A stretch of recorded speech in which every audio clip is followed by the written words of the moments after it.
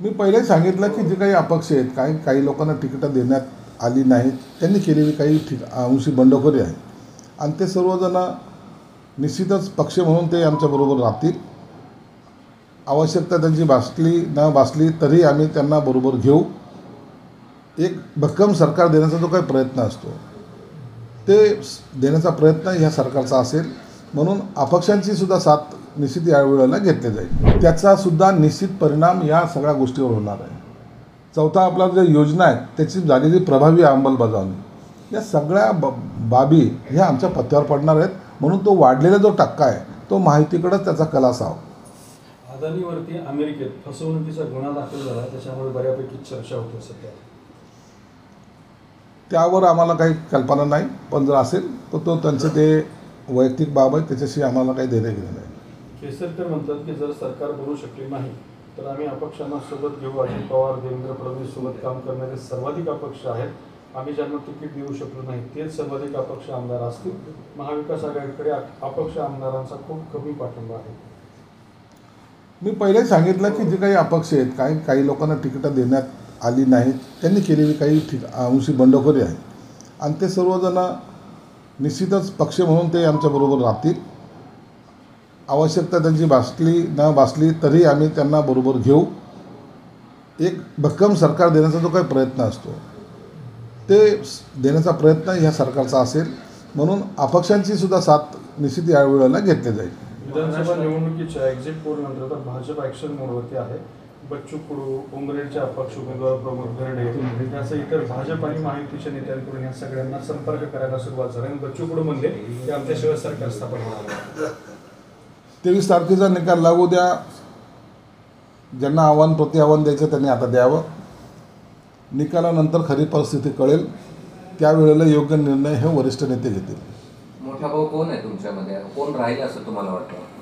आमच्यामध्ये मोठ्या भावाच्या भूमिकेमध्ये सध्याला भाजप आम्हाला दिसतंय आणि मोठा भाऊ जरी ते असले तरी आम्ही त्यांचे सख्खे भाऊ असल्यामुळं आमच्यामध्ये मतभेद होणार नाही. मागच्यासारखं जर सत्ता स्थापन करण्यासाठी जर इतर पक्षाची मदत लागली, अपक्षही कमी पडले, तर तुम्ही कुणाला फोडणार यावर सुद्धा सध्या चर्चा सुरू आहे. तशी वेळ येणार नाही. आम्हाला आमच्या माहितीच्याच एवढ्या जागा येतील, आम्हाला इतरांची गरज पडणार नाही. गरज जरी पडत नसली तरी आम्ही काही अपक्षांना सरकार मजबूत करण्यासाठी बरोबर ठेवू.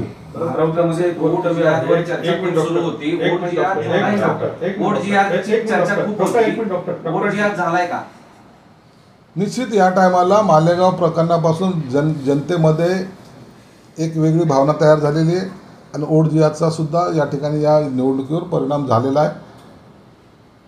ठरवून लोकांनी उत्स्फूर्तपणे जे काही मतदान केलं त्याहून आपल्याला ते दिसून येईल. बरं, 23 तारखेला संध्याकाळपर्यंत आम्ही सरकार स्थापन करू माननीय संजय राऊत.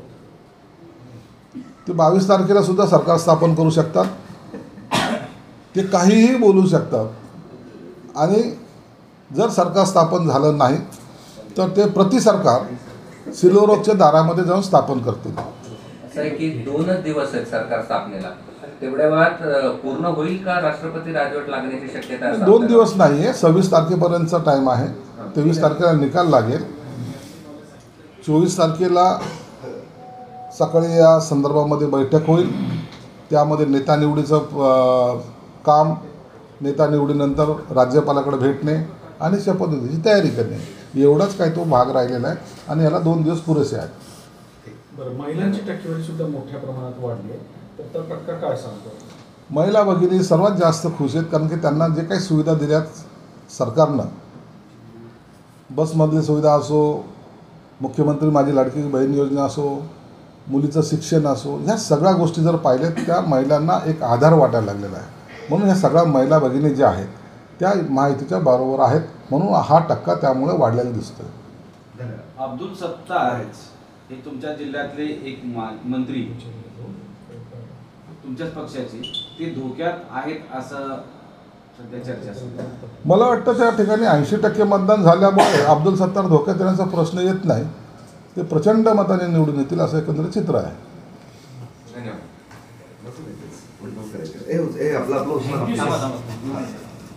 म्हणजे मला थोडंसं पिक्चरायझेशन करायचं.